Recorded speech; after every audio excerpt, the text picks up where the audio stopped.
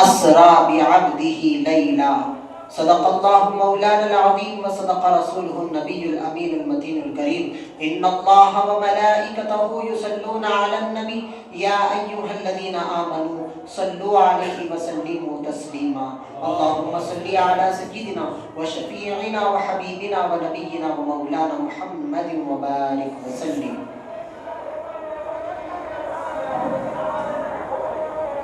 السلام علیکم ورحمۃ اللہ وبرکاتہ.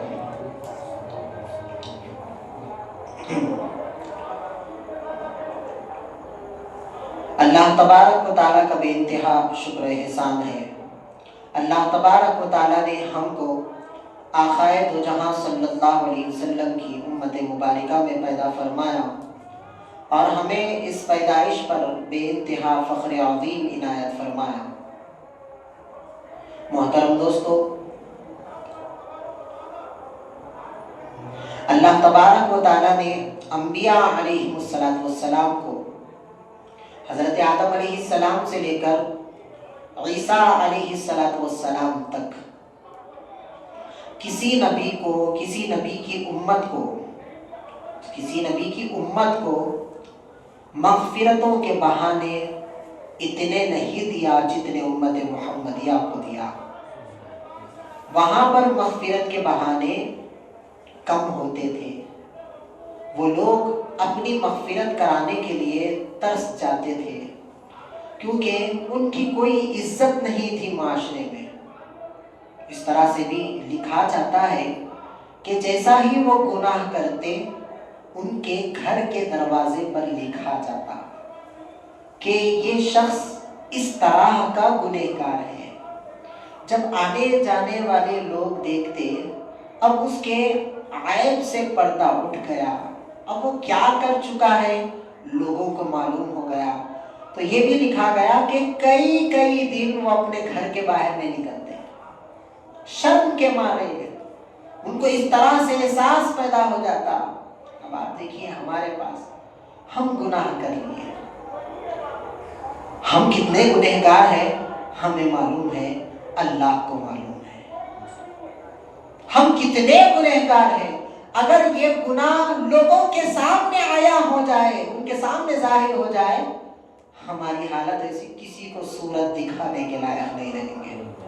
اللہ تبارک و تعالیٰ نے اپنی محبوب کی صورت کو سامنے رکھتے ہوئے امت محمدیہ کو یہ نوازش دیا کہ بہانے اتنے ہیں، ہر آن ہر سانس مغفرت کا بہانہ ہے. کیسے ہے؟ ایک بار صدق دل سے استغفار پڑھو مغفرت ہو جائے گی. ہر آن ہر سانس سرکار دو عالم کی نسبت سے اللہ نے مغفرت کا بہانہ دے دیا. اور اس کے ساتھ ساتھ یہ بہانہ بھی ایسا بہانہ ہے کہ ہم کیا کیے، رات کے اندھیرے میں ہم نے کیا کیا، دن کے اجالے میں ہم نے کیا کیا، کسی کے ساتھ کیسے ظلم کیا، ہماری آنکھ کیا دیکھ لی، ہمارے کان کیا سن لیے، ہماری زبان کیا بول لی، ہمارے پیر کہاں کہاں جا چکے ہیں، ہمارے ہاتھ کتنے مظلوم پر اٹھ چکے ہیں. یہ سارا اللہ کو معلوم ہے، ہمیں معلوم ہے.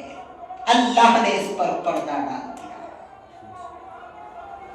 یہ امت محمدیہ کو اللہ نے سرکار دو جہاں صلی اللہ علیہ وسلم کی صدقے میں ان کی صورت کو سامنے لاتے ہوئے امت محمدیہ پر اللہ نے یہ نوازش کیا ہے. اب آپ رات کا مقام دیکھیے. ہمارے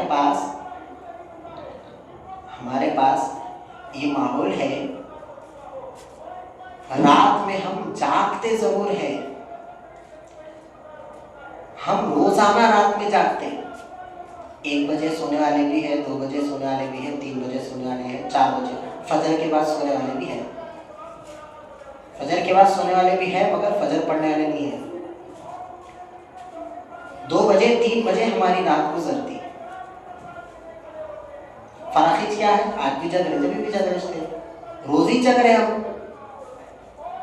روز جگ رہے نا. تو کیا فرق رہا؟ روز کی طرح آج بھی جاگ رہے ہیں، کچھ نیا نہیں ہے. فرق کب آئے گا؟ فرق تب آئے گا ہم اپنی آنکھوں کو جگا کر کہہ رہے ہیں جاگ رہے ہیں، فرق تب آئے گا جب دل کو جگائیں گے۔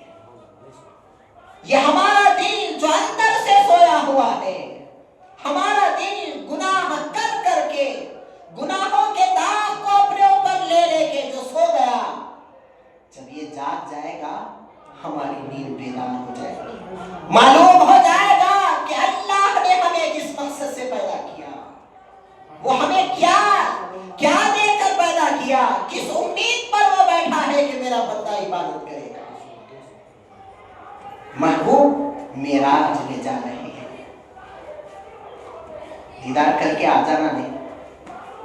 سب نبیاں حسرت میں وصال کر گئے، اللہ ایک بار جلوہ دکھاؤ۔ سب جنے بولے اللہ دکھاؤ، حضور گئے، معراج ہوئی، دیکھ کے آ جانا۔ وہاں جا کر کیے کیا کہہ رہے ہیں ہمارے آقا؟ کہہ رہے ہیں یا ربی حبلی امتی۔ حضرت ام ہانی رضی اللہ عنہا کے گھر سو گئے، یہ کہہ کر یا ربی حبلی امتی۔ معراج کی رات آ گئی، حضور علیہ السلام غمگین تھے، کیونکہ اس مہینے، اس سال بہت سارے حادثات حضور کے ساتھ ہوئے، بہت ساری آزمائشیں ہوئی تھی۔ حضرت ابو طالب رضی اللہ عنہ کا وصال ہو گیا تھا، اسی طرح کے بہت سارے حضرات جو ہیں حضور کے جو قریبی تھے وہ حضرات حضور سے دور ہو گئے، ان کا وصال ہو گیا، حضور اکیلے پڑ گئے، بشری تقاضے کے حساب سے حضور اکیلے پڑ گئے، حضور غمگین تھے۔ اللہ تبارک و تعالی معراج کی رات 27 رجب المرجب کو جبرائیل علیہ السلام کو پیغام دے کر بھیجتا ہے کہ اے جبرائیل جاؤ میرے محبوب کو میرے پاس بلا کر لاؤ۔ اور جبرائیل علیہ السلام کو اللہ تبارک و تعالی یہ حکم دیتا ہے کہ اے جبرائیل جانے سے پہلے تم ایک کام کرو۔ وہ کام کیا ہے؟ تم جو میں بنایا ہوں جنت کو، وہ جنت کو تم سجا دو۔ جبرائیل علیہ السلام کہنے لگے باری الہ یہ کیا کہنے کی بات ہے، جنت کو سجانے کی کیا ضرورت ہے، جنت کہتے ہی اس کو ہے جو ہمیشہ سجی دھجی رہتی ہے، جو ہمیشہ سج دھج کے رہتی ہے، اس کو جنت کہتے ہیں۔ اللہ تبارک و تعالیٰ فرماتا ہے کہ اے جبرائیل تم اس طرح سے سجاؤ، اس کو 70,000 گنا بڑھا کر جنت کو سجا دو۔ تمہیں معلوم نہیں ہے کہ آج کون آ رہا ہے، میرا محبوب آ رہا ہے۔ کیا محبت ہے، دیکھیے محبت کے تقاضے ان کو سمجھ میں آتے ہیں جنہیں کسی سے سچی محبت ہوئی ہو۔ یہ دنیا کی محبت نہیں، یہ ناپاک محبتیں نہیں، وہ محبتیں جو اصل میں عشق کہلاتی ہے۔ کسی سے جب عشق ہو جائے، محبت ہو جائے، محبت کی بات یہاں پر جو میں کرنے لگا ہوں، جرت کر رہا ہوں، میں بھی خانخواہ میں پلا بڑا ہوں اور میرا تعلق بھی خانخواہی سے ہے، اسی لیے محبت کی بات کرنے کی جرت کر رہا ہوں۔ ایسی محبت ہے، کس طرح سے 70,000 مرتبہ درجات کو بلند کر کے اللہ نے جنت کو سجا دیا۔ آسمانوں پر فرشتوں نے اعلان کر دیا کہ اے فرشتوں اب جاؤ استقبال میں اور اضافہ کر دو، آسمانوں کو سجا دو، چمک دھمک سے سجا دو، اس طرح سے کہ جب محبوب آ جائے تو آسمان کو دیکھ کر خوش ہو جائے، ان کے استقبال میں کوئی کمی نہ ہو۔ اس طرح سے آسمانوں میں اعلان ہو رہا ہے۔ جبرائیل علیہ السلام میکائیل علیہ السلام کو اور تمام 70,000 فرشتوں کو لے کر ام ہانی رضی اللہ عنہا کے گھر آئے۔ آقا آرام سے سو رہے ہیں۔ روایتوں میں لکھا جاتا ہے، حدیث میں کہا جاتا ہے، حضور فرماتے ہیں کہ میں بچپن سے لے کر اپنی عمر مبارک کی حد تک بتاتے ہیں کہ اب تک نہیں سویا، میری آنکھ بند ہوتی ہے صرف، مگر میرا دل ہمیشہ بیدار رہتا ہے۔ یہ حضور کا فرمان ہے کہ حضور سوئے نہیں، ہمیشہ بیدار رہے۔ اس رات حضور سو گئے، اہل دل حضرات کہتے ہیں حضور سوئے نہیں ہیں۔ سو جاتے تو پھر مقام ہی کچھ نہیں ہے سو جانے کا۔ معلوم ہے اللہ کا بلاوا آنے والا ہے۔ اہل اللہ فرما رہے ہیں حضور اس رات سوئے نہیں بلکہ جبرائیل علیہ السلام کا انتظار کر رہے تھے، اور یہ سوچ کر آقا لیٹے ہوئے تھے، چادر کو اپنے پیشانی تک ڈھانپ لیے۔ اور اس طرح سے کہا جاتا ہے کہ چادر ڈھانپنے کا انداز بھی اس طرح ہے کہ چادر چھوٹی تھی، مختصر تھی۔ وہ چادر جب پیشانی تک آئی تو پیروں کا حصہ دکھ رہا تھا۔ تو سونے والے ہمیشہ ایک بشری تقاضا ہے کہ انسان کی عادت ہے کہ انسان پیر چھپانے کے لیے کمبل کو، اور جو برموس وغیرہ بولتا وغیرہ ہماری زبان میں ہم بولتے کمبل جو اوڑھتے ہیں تو پیر چھپانے کے لیے، اور یہاں تک بھر کے کئی تھوڑے لوگ بھر کر اوڑھ کے سوتے ہیں، مگر ہر انسان کا یہ معمول ہے کہ انسان سونے کے لیے صرف کھاتے تک اپنے کمبل کو ڈالتا ہے اور پیر چھپا لیتا ہے۔ تو حضور کے سونے کا انداز یہ بتا رہا ہے کہ حضور سوئے نہیں تھے، صرف لیٹے تھے۔ حضور صرف لیٹے تھے۔ اس کا ثبوت کہاں سے ملا؟ یہ اوڑھنے کا انداز بتا رہا ہے کہ حضور لیٹے ہوئے تھے اور انتظار کر رہے تھے۔ جبرائیل علیہ السلام دروازے کے باہر آئے، آ کر مخاطب ہوئے، عرض کرنے لگے ذات باری الہ سے کہ اے پروردگار، میں اندر کیسے جاؤں؟ کھٹکا ماروں گا تو بے ادب ہو جاؤں گا۔ آپ دیکھیے یہ بھی ایک ذہن میں بات آئی، حضور لیٹے، دروازہ کھلا رکھنا نہیں، کھنڈی لگا کے لیٹے۔ اب ہم کسی کا انتظار کر رہے ہیں، گھر میں گھر کو لاک ڈال کے انتظار کرتے ہیں، فون کرنے والا بھائی آپ کے گھر کے سامنے دروازہ کھلا ہے، آ جاؤ اندر ہوتے ہیں، یا پھر ہم جا کے اس کو بلا کے لاتے ہیں۔ حضور کے لیٹنے کا انداز اس طرح سے نرالا تھا کہ حضور لیٹے، سوئے نہیں، اور لیٹ رہے ہیں تو دروازے کو کنڈی لگا دیا حضور نے۔ حضور کو یہ بھی معلوم ہے کہ جبرائیل اب دروازے سے آنے کی جرت نہیں کریں گے، اب تک آ رہے تھے دروازے سے، اب آئیں گے تو ادب سے۔ جب کبھی وحی لے کر آتے تھے تو جبرائیل جیسے تیسے آ جایا کرتے تھے۔ اب حضور اپنے مقام کو یہاں پر اپنی امت کو بتا رہے ہیں کہ اللہ تبارک و تعالیٰ میرا مقام اتنا بلند کر دیا کہ اب جبرائیل کس طرح سے آ رہے ہیں دیکھو۔ جبرائیل السلام بارگاہ الہی میں کہنے لگے پروردگار کیسے جاؤں؟ اللہ فرما رہا ہے سمٹ لو، ان کے چھت پر ایک سوراخ ہے، وہ سوراخ کے ذریعے جاؤ۔ حدیث کا مطالعہ کرے معلوم ہوگا کس طرح سے جا رہے ہیں، ایک چھوٹا سوراخ ہے بس چھت پہ۔ جب چھت پہ گئے چھوٹا سوراخ، بولے اے اللہ جبرائیل ہوں تو میری ذات اس طرح سے بنا، ایک پر کھولا تو مشرق میں، دوسرا پر کھولا تو مغرب میں،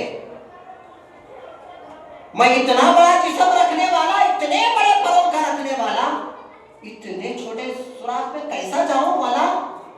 تو اللہ تبارک و تعالیٰ فرماتا ہے اے جبرائیل حکم ہے ہمارا، اپنے آپ کو سمٹ لو، جس طرح سے چھوٹا سوراخ تمہیں نظر آ رہا ہے تم اس طرح سے اپنے آپ کو سمٹ لو اور محبوب کے کمرے میں داخل ہو جاؤ، اس طرح داخل ہو کہ ان کے آرام میں خلل پیدا نہ ہو۔ آرام، حضور سے لیٹے یعنی آرام کر رہے تھے، سو رہے نہیں تھے۔ انسان تھک جاتا صرف لیٹ نہیں آتا، کمر سیدھی کرنے لیٹ، مثال ہے ویسا بھی نہیں، مثال ہے صرف آرام کر رہے تھے، لیٹے تھے، انتظار کر رہے تھے۔ جیسا ہی جبرائیل علیہ السلام اندر آئے، آنے کے بعد اب حضور کے انداز کو دیکھیں، حضور لیٹے ہیں، آرام کر رہے ہیں، کس طرح سے پیر حضور کے دکھ رہے ہیں اور حضور کی پیشانی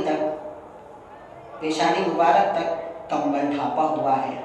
پھر عرض گزار ہوئے، آداب معلوم نہیں ہے، اللہ سے پوچھ رہے ہیں اے اللہ کیسے اٹھاؤں، ہلا کر اٹھاؤں گا بے ادب ہو جاؤں گا، آواز دوں گا تو اللہ نے فرمایا محبوب کی آواز میں آواز مت ملاؤ، ایمان ہلاک ہو جائے گا، ہلاک ہو جاؤ گے، تم برباد ہو جاؤ گے اور تمہیں اس کا شعور بھی نہیں ہوگا. اللہ کلام فرمایا کہ محبوب کے سامنے آواز بلند مت کرو. یہ سارے ذہن میں آ رہے ہیں جبرائیل علیہ السلام کے، آواز دوں گا بے ادب ہو جاؤں گا، ہلاؤں گا بے ادب ہو جاؤں گا، کیسا کروں؟ پوچھے اے اللہ کیسا کروں؟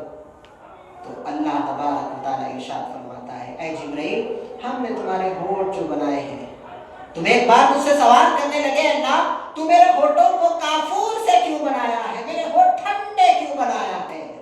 تو اللہ تبارک و تعالیٰ فرمایا اس کا جواب میں تمہیں دوں گا مگر ایک وقت آئے گا جب دوں گا. تو اللہ فرما رہا ہے جبرائیل اب اس جواب کا وقت آ گیا کہ تمہیں یہ کافوری ہونٹ اس واسطے دیے گئے جب معراج میں میرے محبوب کو آرام سے جگانا ہو، نیند سے بیدار کرنا ہو، ان کو اٹھانا ہو، آواز دے کر نہیں، ہلا کر نہیں، بے ادب بن کر نہیں، بلکہ یہ کافوری ہونٹوں کو ان کے قدموں میں لگانا ہے. جب وہ ٹھنڈک سے تھوڑا ٹھنڈک محسوس ہوگی میرے محبوب کو تو میرا محبوب جاگ جائے گا. جیسا ہی ہونٹ لگائے حضور بیدار ہونے کا انداز کیسا ہے؟ ہاں جبرائیل تم یہاں کیسے آ گئے؟ اہل اللہ کا میں بچپن سے دیکھ رہا ہوں، اللہ والوں کی ایک خاصیت ہے نام بھی معلوم رہتا پھر پوچھتے کون ہے، ہم کون ہیں، ہمارے باپ کون ہیں، ہمارے دادا کون ہیں، ہم کہاں سے آئے، کدھر سے آئے، کیسی ہے طبیعت، صحبت میں بیٹھے ہیں تو کیسا ہے کیا ہے، سب معلوم رکھتے مگر پھر کیفیت پوچھتے کیسے میاں تم، کب آئے تم، جب آئے جب دیکھ لیے پھر محفل کے اختتام میں پوچھ رہے کب آئے. یہ اہل اللہ کا ایک انداز ہے اور یہ حضور کی سنت مبارکہ بھی ہے کہ حضور سب جانتے پر احوال پوچھتے تھے، حالات پوچھتے تھے کہ کیسے آنا ہوا. حضور کو معلوم ہے آ گئے ہیں، اب اٹھانے کا انداز اللہ سے پوچھ رہے ہیں یہ بھی معلوم ہے. جب حضور جا گئے اٹھ گئے کہنے لگے اے جبرائیل بتاؤ کیسے آنا ہوا. جبرائیل علیہ السلام کہتے ہیں اے محبوب خدا اللہ آپ کے دیدار کا مشتاق ہے، آپ کو دیکھنا چاہتا ہے، آپ کو دیدار کرانے کے لیے، اس کا دیدار کرانے کے لیے بلا رہا ہے. اور اللہ تبارک و تعالیٰ آپ کو اپنی بارگاہ میں عرش پر بلانا چاہتا ہے، آپ آ جائیں. تو اللہ سرکار دو عالم صلی اللہ علیہ وسلم یہاں پر دیکھیے ایک بات ہے، حضور اٹھے. اب حضور کا ادب دیکھیے کس طرح ہے. حضور اٹھے بستر سے اٹھ کے گئے، ضرورت سے فارغ ہوئے، غسل کیے اور وضو کرنے لگے. یہ ساری ضرورتوں سے فارغ ہو کر آپ باہر نکل رہے تھے تو جبرائیل علیہ السلام دیکھے وہاں پر براق ٹھہرا ہوا ہے تو کہنے لگے یہ براق سواری کی ضرورت کیا ہے، یہ براق سواری کی ضرورت کیا ہے، کیسے بھی جا سکتے ہیں.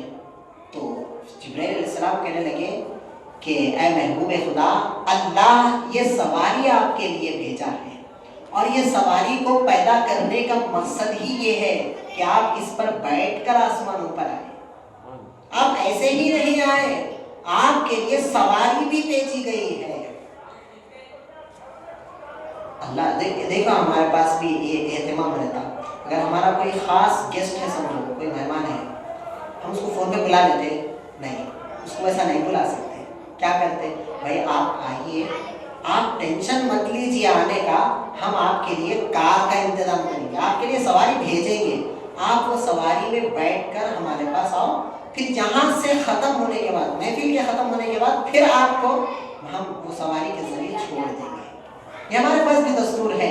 اس سے معلوم ہوا کہ یہ کب کیا جاتا ہے، کوئی خاص مہمان ہو تب یہ عمل کیا جاتا ہے. تو اللہ تبارک و تعالی سواری کو دے کر حضور کا اہتمام کر رہا تھا، ان کی یہ شان بتا رہا تھا. یہ محبوب خدا ہے، ان کو ایسے ہی نہیں بلایا جاتا بلکہ ان کے لیے پہلے سواری کو پیدا کیا جاتا ہے، اور سواری کو تب پیدا کیا جاتا ہے اس کا عرصہ 50,000 سال گزر جاتا ہے، اور 50,000 سواریوں کو پیدا کیا جاتا ہے، اور 50,000 سواریوں میں سے ایک سوار کو منتخب کیا جاتا ہے، اور وہ سوار کو حضور کی بارگاہ میں پیش کیا جاتا ہے. یہ انداز ہے اللہ تبارک و تعالیٰ کا کہ اللہ اپنے محبوب کا استقبال کر رہا ہے تو دیکھیں 13 سواریاں پیدا فرمایا. حضرت عبداللہ شاہ صاحب رحمۃ اللہ علیہ لکھتے ہیں کہ براق اللہ تبارک و تعالیٰ نے جو پیدا فرمایا، براق جب جبرائیل علیہ السلام جنت میں گئے براق کو لینے کے لیے، تو پورے براق جو ہے اچھل رہے تھے، کود رہے تھے، رقص کر رہے تھے، جھوم رہے تھے خوشی سے. تو پوروں سے پوچھے کیا ہے تم اس طرح سے کیوں رقص کر رہے ہو، اس طرح سے کیوں ناچ رہے ہو؟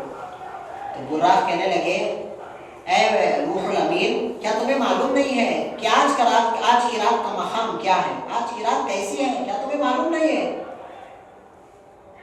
تو روح الامین کہنے لگے تمہیں کیسے معلوم ہوا؟ تو براق کہتے ہیں ہمیں پیدا ہی اسی رات کے لیے کیا ہے، ہمارا پیدا کرنے کا مقصد ہی یہ رات ہے، ہم اپنے مقصد کو کیسے بھول سکتے ہیں؟ جب روح الامین اندر گئے، براقوں کو دیکھے، وہاں پر ایک براق تھا، نابور تھا، کمزور تھا، اور سب خوش ہو رہے تھے. یہ براق ناراض تھا، رو رہا تھا، مایوس تھا. اور یہاں دیکھیے آپ، یہ مایوس تھا، یہ رو رہا تھا. رونا اللہ کو کتنا پسند ہے یہاں پر اس حکمت کا پتہ چلتا ہے. رونے والے اللہ کو کتنا پسند ہے. براق رو رہا ہے تو جبرائیل علیہ السلام پھر بارگاہ خدا بندی میں گئے. اے پروردگار، ایک سے ایک بہترین براق ہے، میں کون سا براق لیوں، اور تو کس براق کو محبوب کی سواری بنایا؟ تو اللہ تبارک و تعالیٰ ارشاد فرماتا ہے ہم ہنسنے والوں کو پسند نہیں کرتے، رونے والے ہمیں پسند آتے ہیں. جو براق رو رہا ہے اور اپنے آپ کو نالائق سمجھ رہا ہے، حالانکہ وہ لائق ہے، اس کی شان بھی ہے، اس کی عزت بھی ہے، اس کے پاس بھی قوتیں ہیں، اس کے پاس بھی طاقتیں ہیں، اس کے پاس بھی صلاحیتیں ہیں، ہر چیز اس کے پاس ہے، مگر کہہ رہا ہے میں اس کے لائق نہیں ہوں. یہ کہہ کر اس نے اپنی عزت کو بڑھا لی ہے. جاؤ اسی براق کو آقا کی سواری کی، تمہارے آقا کی سواری کے لیے چن لو. ہماری اوقات کیا ہے، ہم روتے کبھی کبھی، ہنستے تو ہر سیکنڈ ہے. اتنی ہنسی آتی اس کا کوئی حد نہیں ہے. رونا کب آتا؟ غم پہ، کوئی بھی مر گئے تو، یا نہیں تو پھر کوئی تو بھی مارنا، یا نہیں تو کہیں بھی گر جانا، کہیں ٹھوکر لگنا، کہیں بھی زخم آ جانا، گاڑی پہ سے گر گئے تو روتے. یہ ہر بیماری آ گئی، بخار بہت زیادہ ہو رہا، کمیشن ہو رہا، رو لیتے بیٹھتے. تو یہ سارے رونے کے منظر ہے. ہم آپ کو تبھی چاہتا رونا، اچھے لگے خود ہم نہیں روتے. اور رونا بھی ہمارا ایسا ہے، اتنا خطرناک ہے، ہم سب کے سامنے روتے ہیں، اللہ کے سامنے نہیں روتے. قرض مانگ لیتے سب سے پھریں گے رو لیتے ہوئے، اتنا پریشان ہو گئی، وہ ہو گیا، بیوی بیمار ہے، اماں کی طبیعت خراب ہو گئی، ان کا آپریشن ہے، ان کا آپریشن ہے، ہو گیا، یہ ہو گیا، بھائی بہت پریشان ہو، پیسے دے. جب اللہ کی بارگاہ میں سبحان ربک رب العزت، ختم. ادھر دعا شروع بھی ہوتی، ختم بھی ہو جاتی. اب جب بندوں سے مانگنے کا معاملہ آتا، گھنٹہ بیٹھ کے اس کو پوری اسٹوری سناتا. بھائی میں اتنا پریشان ہوں جی، میرے خاندان میں بہت ایسا ہوا، ویسا ہو گیا، ایسا ہو گیا. اب انہیں پوچھتا ہے تم چاہ رہے کیا ہو؟ بھائی میرے کو اتنی ضرورت ہے بیٹی ہو. اب منگرا بھی ایسے کے پاس جو ناقص ہے، مجبور ہے، محتاج ہے، اس کی ذات عدم ہے، انہیں کچھ نہیں کر سکتا، انہیں ایک حد تک دے سکتا، اس کے علاوہ اس کی کوئی ذات دینے کی نہیں ہے. منگرے ایسے جانور جب نماز کے لیے مسجد میں آ جائیں گے، فرض نماز ہوتے ہی اٹھ کے بھاگ جاتا. امام صاحب کی دعا بھی پسند نہیں آتی، اتنی جلدی میں رہتے. دیکھیے یہ حال ہے آج ہمارا، سب سے مانگنے کی فرصت ہے. بیوی کے سسرال، بیوی کے گھر والوں سے بھی مانگ لیں گے، ایک معنی میں دشمن سے بھی ہم مانگنے تیار ہیں، ہر ایک سے مانگنے تیار ہیں. جو دینے والا ہے، جو دینے کے لیے بیٹھا ہے، جو دینے کے لیے آسمانوں پر آ گیا ہے، اس سے مانگنے کی فرصت ہے. یہ جلسہ برخاست ہو جاتا ہے تھوڑی دیر میں. کیا کرتے ہیں ہم؟ کوئی ہوٹل میں، کوئی چائے کی بڑی پہ، کوئی گاڑی بھگا لیتے ہوئے، کوئی ٹھیٹھی ٹھاٹا، کوئی غیبت کر لیتے ہوئے، کوئی چغلی کرتے ہوئے. ختم. سب کی بات نہیں، میں کسی کو ٹارگٹ نہیں کرتا ہوں، ایک نصیحت کی بات کر رہا ہوں. نوجوان حضرات بھی بیٹھے ہیں اور حضرت قبلہ کے سامنے جرأت ہو رہی ہے، تو یہ بات ہے، اصلاح کی بات ہے، یہ خانقاہوں میں ہی کیا جاتا ہے. ویسے تو بعض اور بیانات آپ دیکھیے بہت ملیں گے، بیان کرنے والے، کرامتیں بتانے والے بہت رہتے، مگر قلب کی اصلاح خانقاہ میں ہوتی، دل کی صفائی خانقاہ میں ہوتی. سبحان اللہ، ماشاء اللہ، نعرے تکبیر، نعرے رسالت، نعرے لگانے والے بہت ملیں گے، مگر آپ کا دل اگر دھونا ہے، دھونے کی صلاحیت رکھنے والے اللہ والے ہوتے ہیں، انہی کی ذات ہوتی ہے. ہم ان سے اب نسبت جوڑ لیتے ہیں جب یہ ہمارے قلب کو دیکھتے ہیں. بہت سارے پیر ایسے ہیں، بہت سارے ہیں، سب کی بات نہیں ہے، ایسے ہیں جو جیب کو دیکھتے ہیں، مگر پیر وہ ہوتا ہے جو دل کو دیکھتا ہے. اب ہم جن کی بارگاہ میں آئے ہیں وہ ہمارا دل دیکھ رہے ہیں اور ہم سب جگہ دیکھتے ہیں. یہاں پر یہ بات کر رہا تھا، خانقاہ یہی ہے، یہاں پر قلب کی اصلاح ہوتی ہے، یہاں پر دل کا تزکیہ ہوتا ہے، یہاں پر باطن کی صفائی ہوتی ہے. ہم ہر چیز سنواریں گے، گھر بنا لیں گے، اپنے جسم کو سنوار لیں گے، ہر چیز سنوار دیں گے، دعوت ہوئی لائٹیں لگا کے گلیوں کو سجا دیں گے، مگر ہم اپنے دل کی صفائی کا کوئی اہتمام نہیں کرتے. یہ دل ہمارا سب بات، دیکھو دل کو جگانا ہے، کیا کرنا؟ دل اندر خراب ہو گیا، یہ دل نہیں، جو جسمانی دل ہے وہ روحانی دل الگ ہے، وہ جب بدل جاتا دنیا بدل جاتی. اہل اللہ فرماتے ہیں انسان حالات بدلنے کے پیچھے رہتا ہے، حالات بدلنے کے پیچھے انسان ہے. وہ حالات بدل جانا، یہ حالات بدل، پریشانیاں ختم ہو جانا، قرضے ہو گئے ختم ہو جانا، مصیبتیں آ گئے ختم ہو جانا. حالات بدلنے کے فکر میں انسان ہے اور حال گناہوں میں ہے. تو اہل اللہ فرما رہے ہیں حالات تب بدلتے ہیں جب حال بدل جاتا ہے. تم اپنے حال کو بدلو، حالات کو چھوڑ دو، وہ اللہ کے ہاتھ میں ہے. پاسٹ، پریزنٹ، فیوچر، یہ تین زمانے ہیں، ایک گزرا ہوا، اب آنے والا.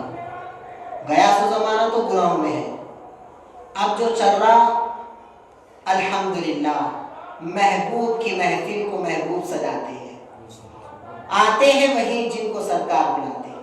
یہ حال اب چل رہا. اب آنے والا حال فیوچر، مستقبل. معلوم ہے، کوئی تو بھی بول دو بھائی میں مرنے والا ہوں، کوئی نہ جانے. قیامت کب آنے والی ہے؟ بولنے والے بولے 2026 میں آتی ہے، اب تک نہیں آئی، دکھ رہی بھی نہیں قیامت. قیامت آنے والا، بہت دعوے کرنے والے بہت گزرے، کچھ بھی نہیں ہوا. کل بارش ہوئی بول کے رپورٹ میں آیا، نیوز دکھانے والے قدرت کو بتانے کی کوشش کر رہے ہیں مگر قدرت کو کوئی نہیں بتا سکتے. حالات بتانے کی کوشش کر رہے ہیں کہ اب یہ حال ہونے والا ہے، اب بارش ہونے والی ہے، سردی ہونے والی ہے، گرمی ہونے والی ہے، یہ بندے کے حالات کو، یہ بندے کی فکر کو ہمیشہ ناکام کرتا جا رہا ہے، اور یہ پیغام دے رہا ہے میرے ہاتھ میں حالات ہے، تم اپنے ہاتھ کی فکر کرو، ہم حالات بدل دیں گے۔ تو فیوچر اللہ کے ہاتھ میں ہے۔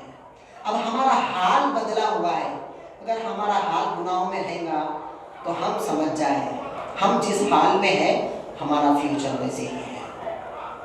ہماری سانس غفلت میں ہے، ہمارا دل غفلت کا شکار ہے، ہمارے دلوں میں غلط فہمیاں، غیبتیں، چغلیاں، ہر ایک قسم کی برائی اس کے اندر ہے، پھر جنت میں جانے کی بھی آرزو ہے، تو یہ نہیں ہو سکتا۔ خدا حافظ، یہ نہیں ہو سکتا۔ 100 کام کریں گے، گالیاں دیں گے، گانے سنیں گے، ڈی جے بجائیں گے، ناچیں گے، شادیوں میں یہ بڑی بارات لے کے چلے جائیں گے، 100 کریں گے، اس کے بعد اللہ میں جنت ہونا، شرم آنا مانگنے کے اصل نافرمانیاں کرتے ہوئے ہم جنت مانگ رہے ہیں۔ اگر ہمیں جنت دی جائے گی، اب ایک بات ہے، اگر ہمارے واسطے جنت، ہم نافرمانیاں کر کے گناہ کر کے جنت میں جائیں گے بول کے سوچ رہے ہیں، پھر وہ نیکوکار کہا جانا، وہ جو رات رات بھر بیٹھ کے عبادت کرتے تھے، غوث اعظم رضی اللہ عنہ، حال ایسا ہے باہر نکل رہے، ایسا لباس ہے بادشاہ بازو ٹھہرے ہوا ہے، بے فخر دکھ رہا ہے، پیارے پیر کا لباس آپ ایسا پہنتے تھے۔ ایک واقعہ ایسا ہوا، آپ جو دعوت میں گئے وہی دعوت میں بادشاہ بھی، بادشاہ وقت وہ دعوت میں آیا، اور آپ جو لباس پہنتے تھے وہ لباس پہننے کا انداز یہ تھا کہ اللہ تبارک و تعالیٰ خصمیں دلا دلا کر آپ کو لباس پہناتا تھا۔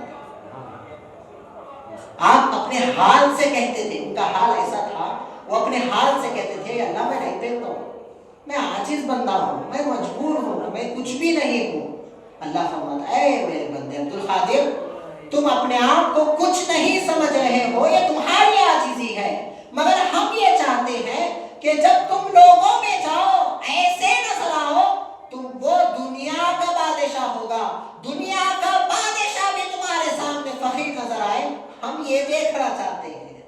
تمہیں عاجز بننا پسند ہے، مگر ہمیں تمہیں مشہور کرنا پسند ہے، تمہاری کرامتوں کو مشہور کرنا پسند ہے۔ اللہ یہ کہہ رہا تھا، بادشاہ وقت بازو ٹھہرا، اوپر سے لے کے نیچے تک پیرانے پیر کو دیکھا، پھر اپنے لباس کو دیکھا، دیکھ کے اس کا حال ایسا ہو گیا۔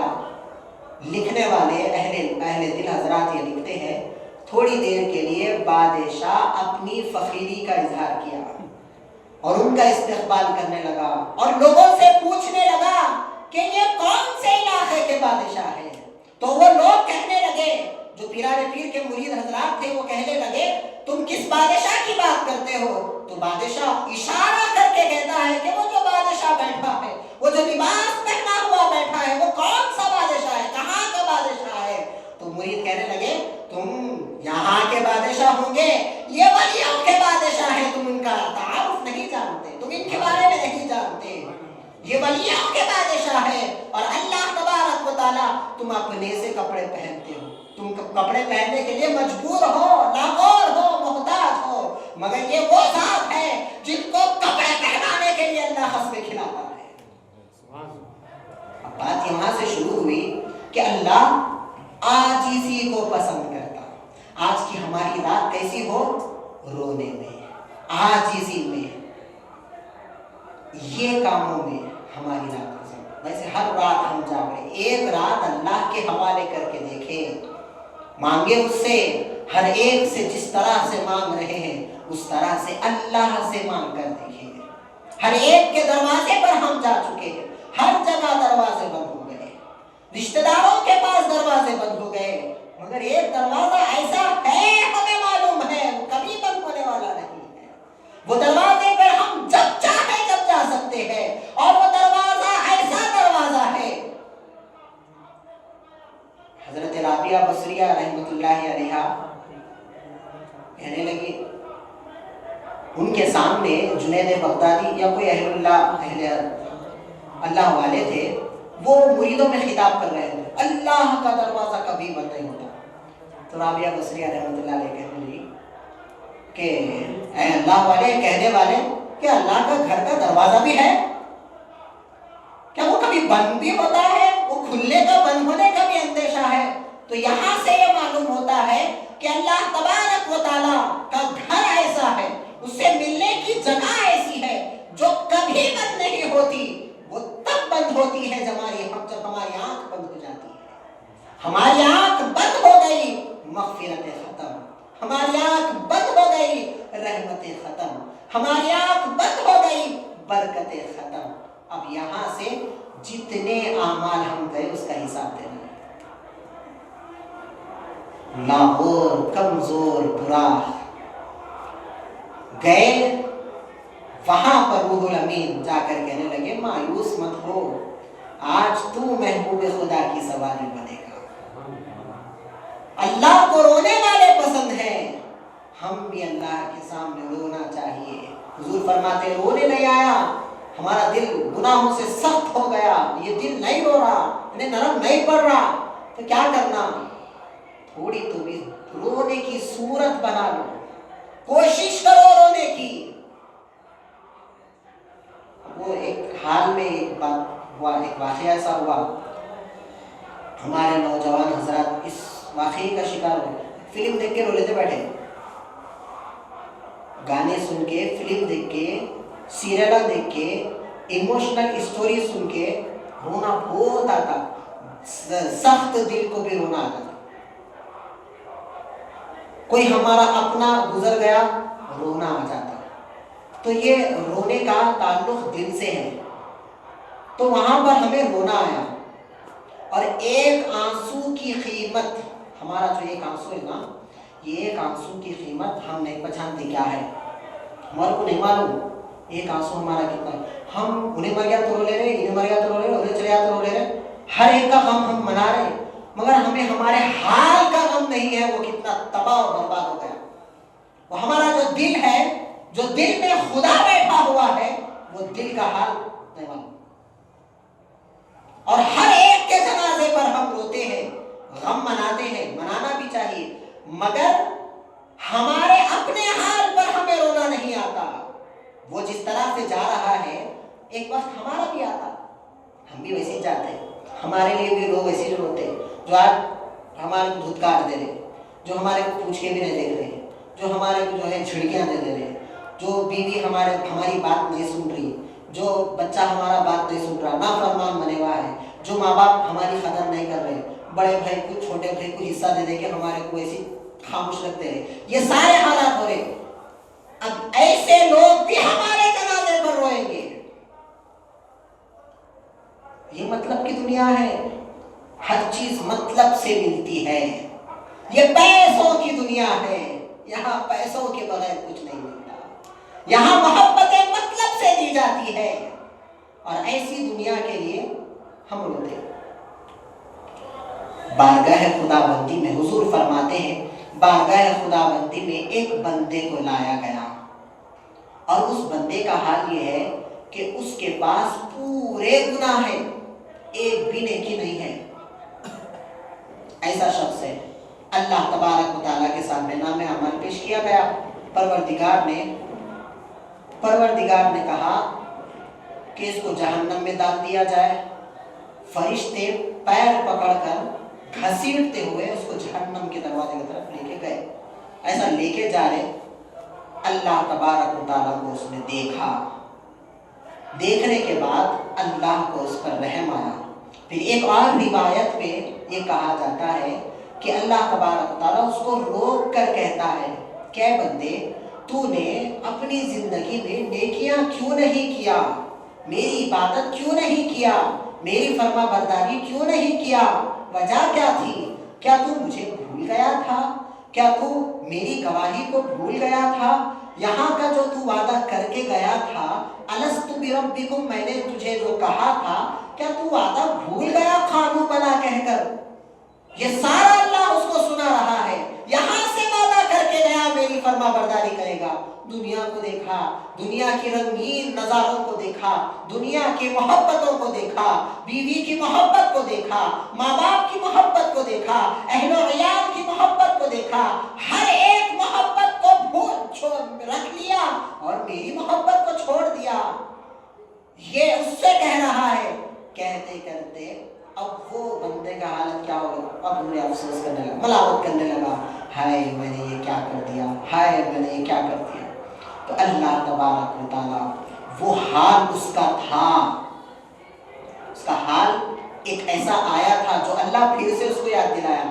ایسے ہی مجلس میں وہ کسی کے ساتھ بیٹھا تھا اور بیٹھ کے جب اٹھا، مجلس سے اٹھا، اٹھ کے جانے کے بعد ایک کونے میں گیا، جا کر اپنے حال کی طرف توجہ کیا، اپنے دل کے اندر بولا، ایسے کھٹکا مار کے بولا، اے دل تو کب سدھرے گا، تو کب بدلے گا؟ دن بدل رہا، رات بدل رہی، وقت بدل جا رہا، لوگ بدل جا رہے، ہر ایک بدل رہے، مگر تو کیوں نہیں بدل رہا؟ کل اللہ تیرے اس کا سوال تجھے کل قیامت میں کرے گا، کیا جواب دے گا؟ تیری زندگی کتنی ہے؟ 50 سال، 60 سال، 70 سال بہت ہو گئے، تیری اتنی زندگی ہے، تو اللہ کو کیا حساب دے سکے گا؟ اتنی چھوٹی سی زندگی کے واسطے تو ہمیشہ کی زندگی خراب کر رہا ہے. یہ بیٹھ کے رو رہا تھا، روتے روتے روتے ایک آنسو اس کے آنکھ میں آیا، ایک آنسو آنکھ میں آیا، نکلا نہیں، وہ آنکھ کے دیدے میں پھر کے سو گیا، نکلا نہیں باہر، بہا نہیں، وہ آنکھ کے پکوٹے میں پھر کے وہی سوکھ گیا. اور وہ آنسو سوکھنے سے پہلے اس کے پلک کی ایک بال کو لگا. تو اللہ فرما رہا ہے تو یہ غور و فکر کر رہا تھا، مجھے یاد کر رہا تھا، اپنے آپ پر ملامت کر رہا تھا، اپنی زندگی پر رو رہا تھا، روتے روتے آنسو آیا اور تیری آنکھ کے ایک بال کو لگا اور وہ کچا ہونے کی وجہ سے گر گیا، میں نے فرشتے کے ذریعے وہ بال کو اٹھا لیا.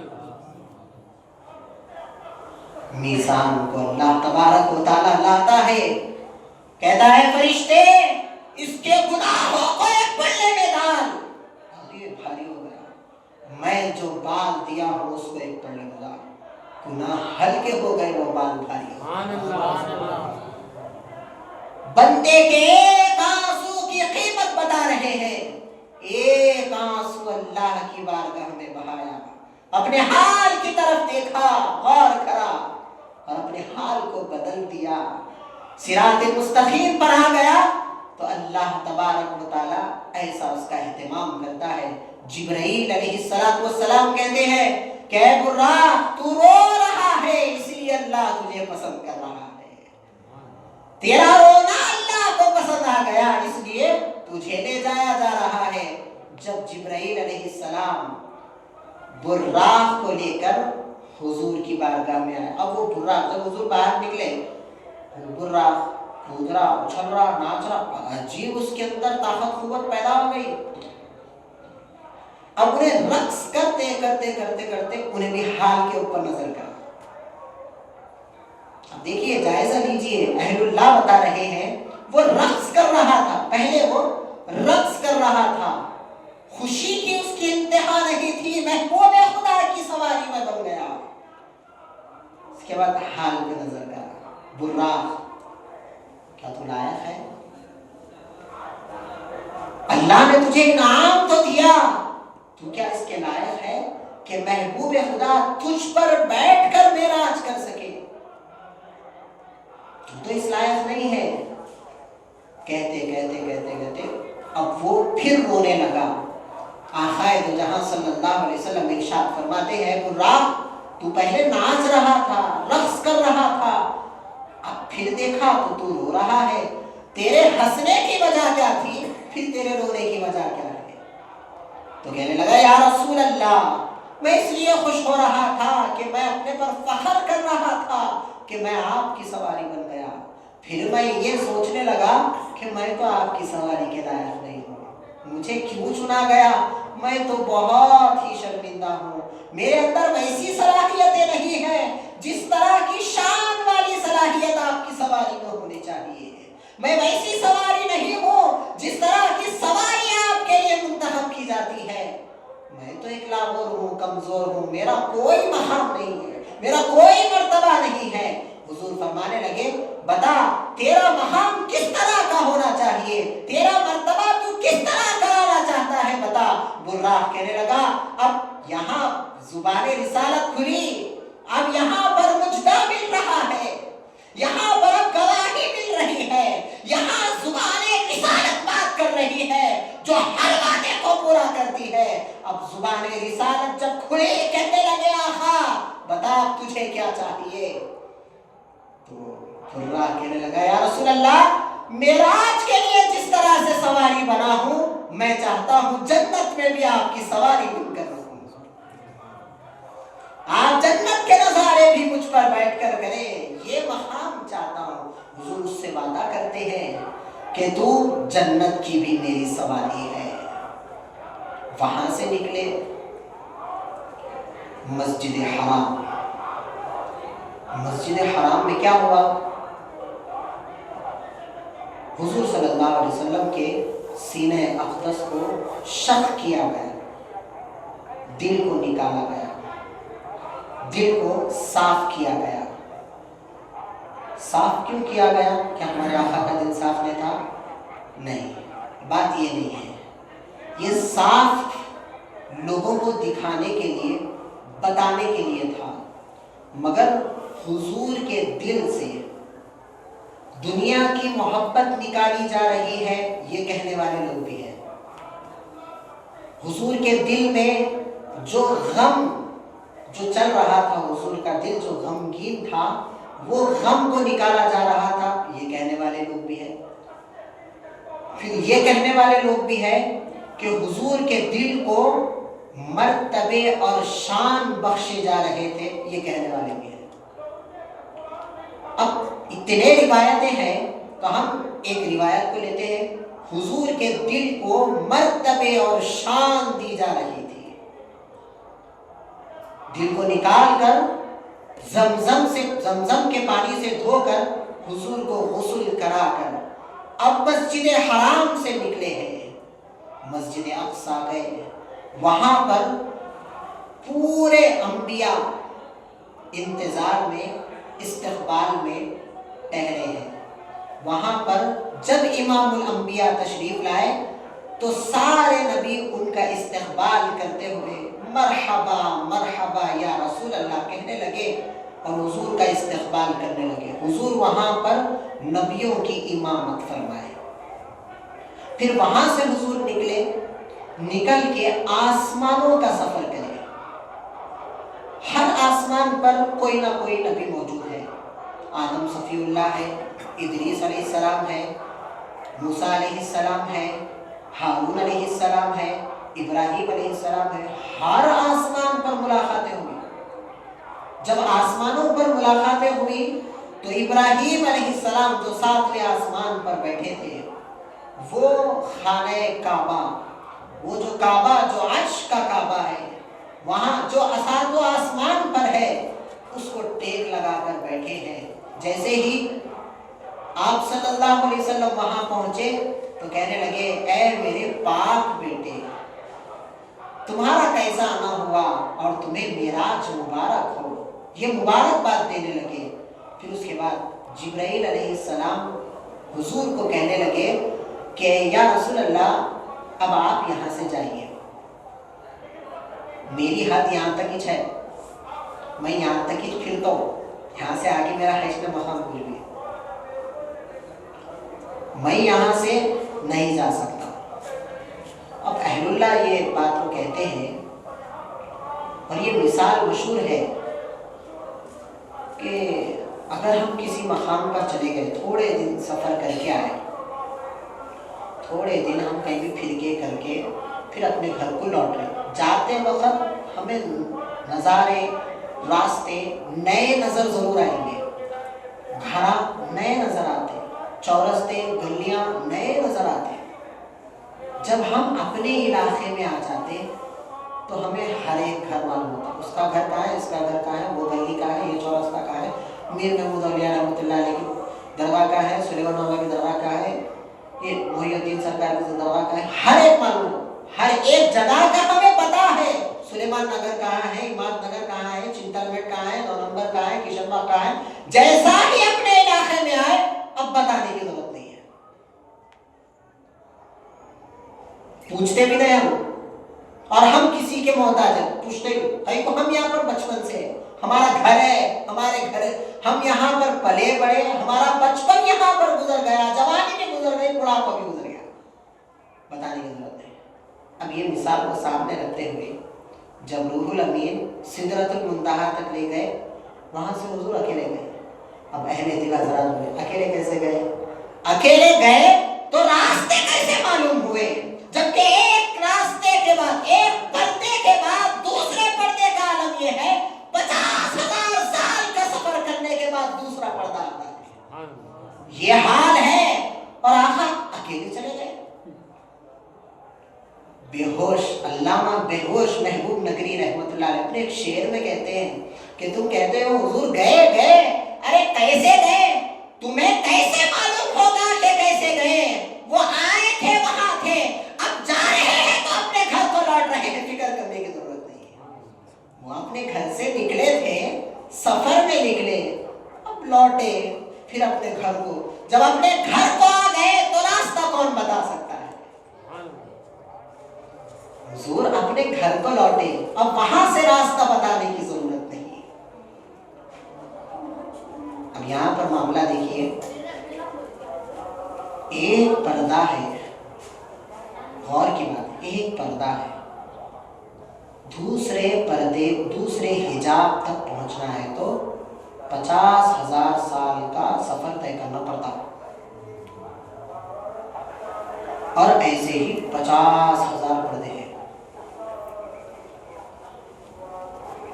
ایسے ہی ایک پردے کے بعد دوسرا پردہ آنا تو 50,000 سال کا سفر ہونا، اور ایک پردہ دوسرے پردے پر 50,000 سال، ایسے ہی 50,000 پردے ہیں۔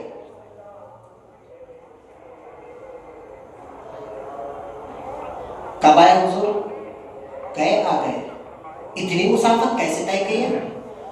اتنی مسافت، اتنا سفر کیسے کرے حضور؟ کیسے گئے تھے؟ اور بتانے والے یہ بھی لکھتے ہیں کہ جب حضور نکلے تھے، گھر سے نکلے، بستر گرم تھا، پانی جو آپ وضو فرمائے تھے وہ بھی کنکنا تھا، گرم تھا، اور جب آپ دروازے سے نکل رہے تھے تو وہ دروازے کی کنڈی ہل رہی تھی۔ پھر کہتے ہیں جب حضور سفر سے واپس آئے تو ہوا کیا؟ وہ بستر جس طرح سے گرم تھا وہ گرم ہی تھا، وہ کنڈی جو ہل رہی تھی وہ ہل ہی رہی تھی، جو وضو کا پانی گرم تھا وہ گرم ہی تھا۔ اب یہاں سفر دیکھیے، ایک حجاب سے دوسرے حجاب تک پہنچنا ہے، 50,000 سال ہونا، اور وہ پردے بھی، وہ حجاب بھی 50,000 سال ہے، 50,000 پردے ہیں، پہنچنا کب؟ آنا کب؟ تو اللہ تبارک و تعالیٰ اسی لیے ارشاد فرمایا، جو میں نے خطبے کے دوران ارشاد تلاوت کی آیت کی، سبحان الذی، بس ایک نام یہ کافی ہے اس واقعے کو ثابت کرنے کے لیے، سبحان، اس واقعے کو ثابت کرنے کے لیے صرف یہ ایک نام سبحان کافی ہے۔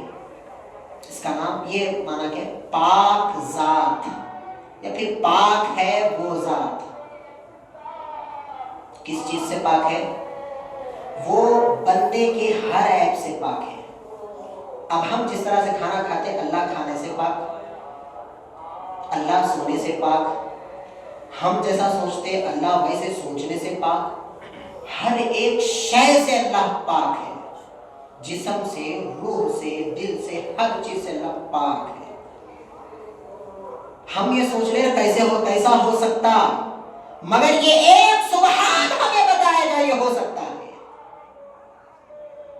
یہ سبحان، یہ جو لفظ ہے سبحان الذی، یہ ایک لفظ ہمیں بتا دے گا کہ وہ رب العالمین ہے، وہ کچھ بھی کر سکتا ہے، وہ کن فیکون کا مالک ہے، وہ بندوں کو کن کہہ کر پیدا کر دیتا ہے، فیکون کہہ کر مار دیتا ہے۔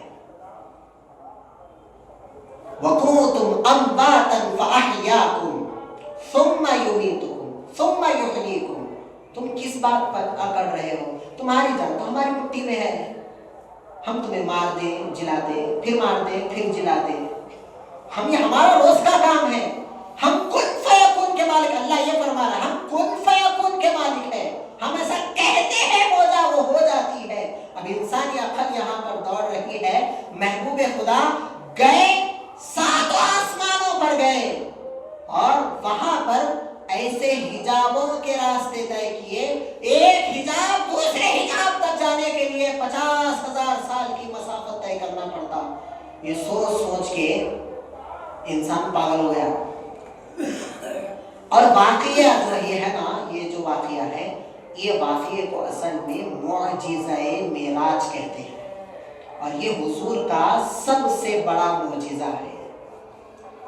اور یہ واقعے کو سمجھنے کے لیے اللہ تبارک و تعالیٰ، اور اس واقعے کو یقین کرنے کے لیے اللہ تبارک و تعالیٰ 15ویں پارے کی پہلی آیت کے پہلے لفظ میں ہمیں یہ جانکاری دے دیا کہ تم یہاں پر اپنی عقلوں کو مت دوڑاؤ، یہاں پر تم اپنے سوچ کو نہیں مت سوچو کیا ہوا کیسے ہوا، ہو سکتا ہے بس اتنا کرو کہ تعریف کرتے جاؤ محبوب خدا کی، اللہ کی تعریف بیان کرتے جاؤ، بس سوچو مت کیسے ہوا۔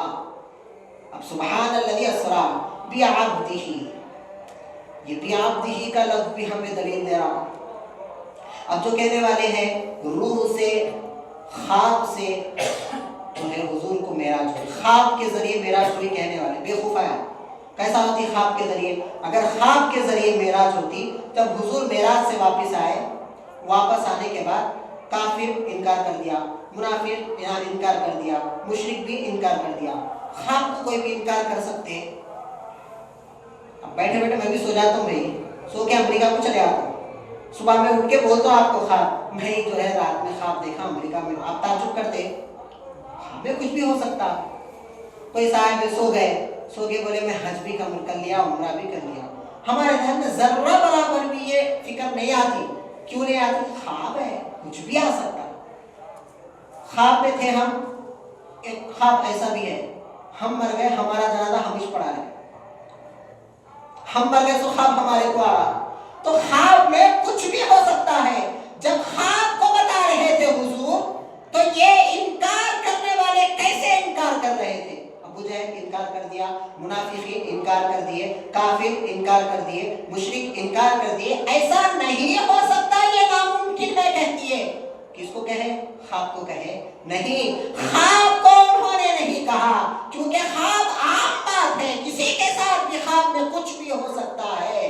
انکار بعبدہ پر ہو رہا تھا، جسم کے ساتھ معراج کی بات چل رہی تھی، اس کو انکار کر رہے تھے۔ یہاں پر یہ ثابت ہو گیا کہ حضور جو صحابہ کے سامنے سنا رہے تھے وہ خواب کی بات نہیں تھی، وہ روح کی بات نہیں تھی، وہ بعبدہ کی بات تھی، بندے کی بات تھی۔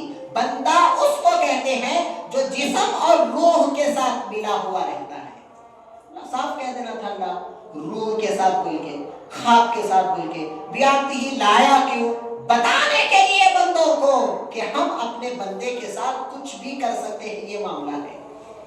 اب آپ دیکھیے یہی بات ہے، اللہ تبارک و تعالیٰ نے ہمیں اتنی نورانی محفل اور مجلس میں جمع کیا، یہی بات ہے۔ دیکھیے اب یہ جو محفل ہے ہماری، وہاں پر حضور گئے، جانے کے بعد بہت سارے ایسے معاملات ہیں، بہت ساری حکمتیں ہیں، بہت سارے واقعات ہیں۔ واقعات اگر سننے بیٹھے فجر ہو جاتی۔ اس کی حکمت اہل اللہ اتنی بتائے کہ ہم پہلے تو میں اس کو کوشش کیا ہوں جتنا بتایا، میں تو اب اس کو اور نہیں بتا سکتا، مگر اہل اللہ اتنا اس میں ڈوب گئے، عشق کے اتنے نظارے بتائے، محبتوں کے اتنے داستانیں انہوں نے معراج پر لکھ دی کہ ہم اس کو نہیں سوچ سکتے۔ عبداللہ شاہ صاحب رحمۃ اللہ علیہ خالی حکمتوں پہ میراج نامہ لکھ دیے، حکمتوں پہ میراج نامہ، اور وہ حکمتیں اتنی ہیں 250-300 صفحات کی وہ ایک کتاب ہے۔ ایسی کتاب لکھنے والے مشہور ہمارے حیدرآباد دکن کے محدث دکن عبداللہ شاہ صاحب حکمتوں پہ کتاب لکھتے ہیں، اور لکھنے والے معجزوں پر کتاب لکھتے ہیں۔ تو لکھنے والے ہر ایک حضور کی شان کو بتانے والے کتابیں لکھ لکھ کر آخری میں کہنے لگے کہ لا یمکن الثناء کما کان حقہ، بعد از خدا بزرگ تو ہی قصہ مختصر، یہ کہہ کر اپنے حرموں کو توڑ لیے۔ ہم اس سے آگے نہیں لکھ سکتے، اس سے آگے خدا ہی جان سکتے ان کا مقام مرتبہ کیا ہے۔ بڑے بڑے دانشور لوگ، بڑے بڑے علم کے صلاحیت رکھنے والے، بڑے بڑے صحابی، بڑے بڑے تابعین، امام اعظم ابو حنیفہ کہنے والے، امام احمد بن حنبل رضی اللہ عنہ، ایسے بڑے بڑے ائمہ حضور کی شان لکھتے لکھتے اپنے قلم کو روک دیے۔ اب ہم کیا شان بیان کریں گے؟ ہمارا کچھ مقام نہیں ہے دوستو۔ پہلے ہمارا، اب دیکھیے آپ یہاں پر یہ واقعہ معراج ختم ہو گیا، اب ہمیں کیا کرنا ہے؟ اب یہاں سے اٹھنے کے بعد گاڑی اسٹارٹ کرنا نہیں ہے، روڈوں پہ پھرنا نہیں ہے۔ یہ راتیں روڈوں پر پھرنے کے لیے نہیں لائی جاتی، اس کا ہمیں اندازہ نہیں ہے۔ کیوں اندازہ نہیں ہے ہمیں؟ ہمیں اس واسطے نہیں ہے کہ ہم اپنی زندگی کی بڑی امید لگا کر بیٹھے ہیں، اس لیے ہمیں اس کا اندازہ نہیں ہے۔ ہماری امیدیں کیا ہے معلوم؟ میں بڑا ہوتا ہوں، میں شادی کرتا ہوں، میری بیوی آتی، میرے بچے آتے، اب جو شادی ہو گئی ہوں، میں دادا بنتا ہوں، میں نانا بنتا ہوں، میرے پوترے آتے، میرے نواسے آتے، یہ بڑے بڑے امیدوں پہ ہم جی رہے ہیں۔ اس واسطے ہمیں مرنے کی جو فکر ہے وہ ختم ہو گئی۔ اہل اللہ ہمیں یہ علم دے رہے ہیں کہ یہ سانس کو دیکھو، یہ ہماری جو سانس آ رہی ہے، حضور فرمائے ایک سانس ایسا ہم لیے، دوسری سانس آنے کا بھی بھروسہ نہیں ہے۔ کون سی سانس ہماری آخری ہے ہم نہیں بتا سکتے۔ بہت سارے ایسے حادثے ہوئے، گزشتہ سال بچے گاڑی پہ لے کے نکلے روڈوں پہ، برج پہ گئے، ایک ادھر پڑے ہوا ہے، ادھر پڑے ہوا ہے، ادھر ختم، اسپاٹ ڈیتھ۔ کیا سوچ کے نکلے؟ انجوائے کریں گے، پورا پھریں گے، لوگوں کو پریشان کریں گے، فلٹر نکالیں گے، آوازہ کریں گے، گاڑی بھگائیں گے، شوق پورا کرنے کے واسطے نکلے۔ اگر ان لوگوں کو کوئی اگر بول دیتے بھائی تم نہ گئے تو مر جاتے، جاتے تھے لوگ؟ یہ تو نہیں معلوم ہے نا، موت کا ہی ہمیں علم نہیں ہے، اسی لیے فرمایا جا رہا ہے کہ ہر سانس کو، ہر سیکنڈ کو، ہر منٹ کو اور ہر ہماری حرکت کو غنیمت سمجھیں۔ ہم ایک نماز پڑھ رہے ہیں، اب دوسری نماز کا انتظار اس لیے کرنا ہے کہیں یہ میری آخری نماز ہو جائے، کہیں یہ ہماری آخری نماز ہی نہیں کیوں نہیں ہے، ایسے یہ انتظار میں ہمیں یہ نماز بھی گزار۔ فجر کی نماز کے انتظار میں ہم سو گئے، اب فجر میں نیند اشار ہو گئی، اب ظہر کی نماز کے انتظار میں اس لیے بیٹھنا ہے کہ ظہر کی نماز ہماری آخری ہو سکتی ہے۔ پھر عصر کی نماز کے انتظار میں ہمیں اس لیے بیٹھنا ہے کہ عصر کی نماز ہماری آخری ہو سکتی ہے۔ اذان تو کب کی ہو گئی، پیدا ہوئے اذان ہو گئی، جماعت کا انتظار ہے۔ ہماری مسجد میں آپ دیکھیے امام صاحب جماعت کتنے بجے ٹھہرا کرتے بیٹے؟ 15 منٹ لیتے نہیں، 10 منٹ لیتے نہیں۔ اذان کے بعد جماعت کتنی دیر میں ٹھہرتی؟ 15 منٹ، 10 منٹ جماعت ٹھہر جاتی۔ بس ہماری زندگی 15 منٹ کی ہے، اذان ہو گئی، نماز ہونا باقی ہے۔ یہ سوچ کر ہمیں جو ہے زندگی گزارنا ہے، یہ راتوں میں جاگ کر دل کو جگانا ہے، اپنے احوال کو درست کرنا ہے، اپنے حالات کو درست کرنا ہے، اللہ کو منانا ہے، اس کے رسول کو راضی کرنا ہے، ناراض کسی کو بھی ناراض نہیں کرنا ہے۔ اگر ہم کسی کو ناراض کر دیے، ہمارا کوئی دوست ہمارے سے ناراض ہے، ہمارے ماں باپ اگر ہمارے سے ناراض ہے، ہمارے بہن بھائی اگر ہمارے سے ناراض ہے، ان سے سب سے معافی مانگ لیں، حقوق العباد پہلے ادا کر دیں، اس کے بعد حقوق اللہ کے مسئلے میں آئے۔ پہلے بہت سارے ایسے حقوق اللہ تو پورے ہیں، نمازہ پورے ہیں، مگر گھر میں آتے بیوی کو گالیاں دیتا، ماں باپ کو جھڑک دیتا، ماں باپ کی فرما برداری نہیں۔ حقوق اللہ میں ولی اللہ ہے، نماز کی تاکید کرنے والا، 5 وقت کی نماز ہے، وہ بھی سنت و نوافل کے ساتھ حقوق اللہ ادا کیا جا رہا ہے۔ اور گھر کا معاملہ کیسا ہے؟ بیوی پر ظلم، ماں باپ پر ظلم، رشتہ دار آ گئے تو ناراضگی، مہمان آ گئے تو ایک الگ سے منہ ٹیڑھا بینگا کر کے ملنا، بہن آ گئی ختم، اب وہ بہن پر ملامت کرنا، یہ سارے ہمارے اندر آ گئے۔ حقوق اللہ برابر ہے، حقوق العباد کچھ بھی نہیں ہے۔ یاد رکھیں، حقوق اللہ استغفار پر ہے۔ حقوق اللہ کیا ہے؟ استغفار۔ ہم اللہ کے حقوق میں کوتاہی کر دیے، نافرمانی کر دیے، اللہ ہمیں بہانے دیا توبہ کرنے کے، معافی چاہنے کے۔ اللہ معاف کرتا ہے، اس کی شان غفور الرحیم ہے۔ وہ بندے کے پہاڑوں کے برابر گناہ، سمندروں کے برابر بھی گناہ ہے تو اللہ معاف کر دیتا ہے۔ اس کی شان غفوریت یہ ہے، وہ معاف کر دیتا ہے۔ مگر حقوق العباد میں بندہ ایک نہ ایک دن ضرور پکڑا جائے گا۔ یہاں نہیں، قیامت میں سارے نام اعمال پر لے کر آئے گا، نماز لائے گا، روزے لائے گا، حج جیسی عبادت لائے گا، ساری عبادتیں اس کے نام اعمال ہیں۔ نام اعمال میں ساری عبادتیں ہیں، مگر حقوق العباد میں پکڑا گیا، سیدھا ڈائریکٹ جہنم ہے۔ جو ہم جس کو ظلم کرے نہیں، جس کو مار دیے، ہم کسی کے اوپر ہاتھ اٹھا دیے، انہیں وہاں آ جاتا، کیا بول کے آتا؟ اللہ نے دنیا میں میرے کو مارا تھا، آج میں بھی اس کو مارتا ہوں۔ بعض ایسے بھی آتے ہیں، اللہ 1 روپیہ میرے سے قرضہ لیا تھا، دنیا میں رہ دیا، مر گیا، آج میں اس کا بدلہ ہونا۔ اور احادیث میں لکھا جاتا ہے 1 روپیہ 70 روپے کے برابر، وہاں پر 1 روپے کے 70 نیکیاں دینا پڑتا، 70 نیکیاں۔ اگر ہمارے پاس ایک بھی نیکی نہیں ہے، سمجھو اس کے جتنے بھی گناہ ہیں نہیں، وہ ہمارے نام اعمال میں ٹرانسفر ہو جاتے ہیں، ہماری نیکیاں اس کو دے دیے جاتے ہیں۔ تو یہاں پر حقوق العباد ایسا ہے، اللہ کی عبادت کے ساتھ حقوق العباد ہے۔ اللہ کی عبادت ہم کتنی بھی کر لیں، اللہ معاف کرنے والا ہے۔ اگر ہم اس پہ کوتاہی کرتے ہیں، نہیں کرنی چاہیے، کرتے ہیں، مگر اللہ کی شان غفاریت ہے، وہ معاف کرنے والا ہے۔ مگر حقوق العباد ایسا ہے، قیامت کے دن جب جنت میں ہم جا رہے ہوں گے، وہاں پر یہی رشتہ دار ہمیں جنت میں جانے سے روک سکتے ہیں۔ ماں باپ کے حقوق میں ہم فراموش کر دیے نا، ماں باپ کے حقوق ہم ادا نہیں کریں، بیوی بچوں کے حقوق ہم ادا نہیں کریں، اگر ہم اولاد کے حقوق ادا نہیں کریں، رشتہ داروں کے حقوق ادا نہیں کریں، پڑوسیوں کے حقوق ادا نہیں کریں، کیا ہوتا؟ یہ پڑوسی ہمارے کو قیامت میں جنت میں جانے سے روک دیتے، وہاں پر ان کی معافی، پھر ان سے معافی مانگ کر پھر ہمیں جنت میں داخلہ ملے گا۔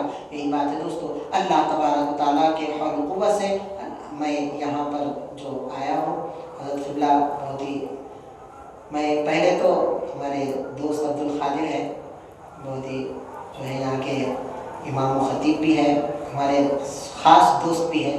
میں ان کو فون کیا تھا کہ میں جو ہے بیان کے بعد خالی ہوں، کہیں پر اگر آپ کے معلومات میں اگر کہیں پر خطاب ہے تو آپ بولیے۔ تو اتنی محبت ہے ہمارے دوستانے میں، یہ ہمارے دوست ہمارے ان کے والد سے بات کر کے پھر مجھے یہاں پر ملا ہے۔ پہلے میں 2-3 جمعے یہاں پر بیان کر چکا ہوں، یہاں پر خطیب رہ چکا ہوں، پھر سے یہاں پر حاضری ملی حضرت قبلہ کے جو ہے توسل سے۔ میں آپ حضرات کو بہت بہت شکریہ کہتا ہوں کہ آپ حضرات یہاں پر بیٹھے، ہمت افزائی کریں، حوصلہ افزائی کریں، اور انتظامیہ کمیٹی اور حضرت قبلہ کا بہت ممنون مشکور ہوں کہ آپ نے یہاں پر خطاب کا موقع دیے۔ اور یہ بھی بات ہے، شکریہ ادا کرتا ہوں ہمارے عبدالقادر جو دوست ہے، میرے سے آگے ہے، میں تو پیچھے ہوں، ان کے میرے سے آگے ہے، مگر میرے کچھ خطاب کے لیے بلا لیا، چاہے تو وہ بھی خطاب کر سکتے، اس سے معلوم ہوا ان کی عاجزی ان کے ساری کیسی ہے۔ حالانکہ میرے سے عربی بلاغت و فصاحت و بلاغت میں میرے سے آگے ہے، حالانکہ میں ایک جماعت آگے ہوں ان سے، مگر علم میں میرے سے آگے ہے، مگر پھر دیکھا گیا تو دوستانے کو اس طرح سے نبھاتے ہیں۔ یہ خانخواہی گھرانے کا معاملہ ایسی ہے، یہ اللہ والوں کا جو گھرانہ رہتا نہیں، اس میں ایسی ہے، اپنے کو کمتر سمجھ کے آگے والے کو بڑائی دیتے، حالانکہ کمتر نہیں ہوتے، حالانکہ ادھر ادھر دیکھیے، ادھر میں یہاں ہوں، وہاں چھوڑ دو، آپ شیطان ہے ادھر. اپنے آپ کو کمتر سمجھتے ہیں، حالانکہ کمتر نہیں ہے. اب دیکھو آپ، میں بہت بول لیتے ہیں، میں وہ ہوں، یہ ہوں، وہ ہوں بول کے. اب بول لیا تو کیا ہوتا؟ یہاں ٹھہر کے اگر میں میری تعریف کر لیا تو اس کا کوئی فائدہ نہیں ہے، اس کو کوئی فرق پڑنے والا نہیں ہے. تعریف کم ہوتی، دوسرا کرنا. اپنے سامنے، اب آئینے کے سامنے ٹھہر کے میں بہت تعریف، کتنا خوبصورت ہے، کتنا اچھا دکھ رہا، پاگل بولتے نہیں. ہاں، تو تعریف اس کو بولتے ہیں جو دوسرا کرتا. تو یہاں پر یہی ہے کہ ہمارے دوست عبد القادر انہوں خود بھی بیان کر سکتے تھے. آپ یہاں کے مسجد کے خطیب بھی ہیں، آپ رک گئے، آپ نعتیں وغیرہ پڑھ کے مجھ عاجز کو، گنہگار کو بیان کا موقع دیے. بہت شکریہ ادا کرتا ہوں. اللہ تبارک و تعالیٰ کی بارگاہ میں دعا گو ہوں، یا الہ العالمین، ہم جو کچھ بھی کہتے ہیں سنتے ہیں مولا، سننے والوں کو بھی، پہلے کہنے والے کو عمل کی توفیق عطا فرما. پروردگار تو بہتر ہدایت کرتا ہے، ہماری ہدایت فرما. تو بہتر نصیحت کرتا ہے مولا، ہماری نصیحت فرما. تو بہتر حفاظت کرتا ہے مولا، ہماری حفاظت فرما. اللہ ہمارے ایمان کی، ہمارے عقیدے کی، ہمارے اعمال کی اصلاح فرما. ہمارے ایمان کی حفاظت فرما، ہمارے دل کا تصفیہ فرما، ہمارے روح کی تجلیہ فرما. اے پروردگار، ہم تمام کے ایمان کی حفاظت فرما، ہماری عزتوں کی، عصمتوں کی حفاظت فرما. اے پروردگار، ہم تمام کی جان، مال، عزت و آبرو کا تو محافظ بن جا. اے پروردگار، جتنے لوگ حاضرین مجلس ہیں مولا، تمام کو جزائے خیر عنایت فرما. اس مجلس کی برکتوں، رحمتوں، مغفرتوں سے ہم تمام کو مالا مال فرما. اللہ، جو کچھ بھی کہا گیا، سنا گیا، سب کو عمل کی توفیق عطا فرما. پہلے مجھے عمل کی توفیق عطا فرما. اے پروردگار، ہم تمام کے حال کو بدل دے، ہمارے حالات کو درست فرما دے، ہمارے مستقبل کو سنوار دے. اے پروردگار، ہم تمام کی آخرت کو سنوار دے. اے اللہ، اس دعا کو پیارے نبی صلی اللہ علیہ وسلم کے نالے پاک کے تصدق میں توسل مولا قبول و منظور فرما. وآخر دعوانا الحمدللہ رب العالمین، وما علینا الا البلاغ المبین.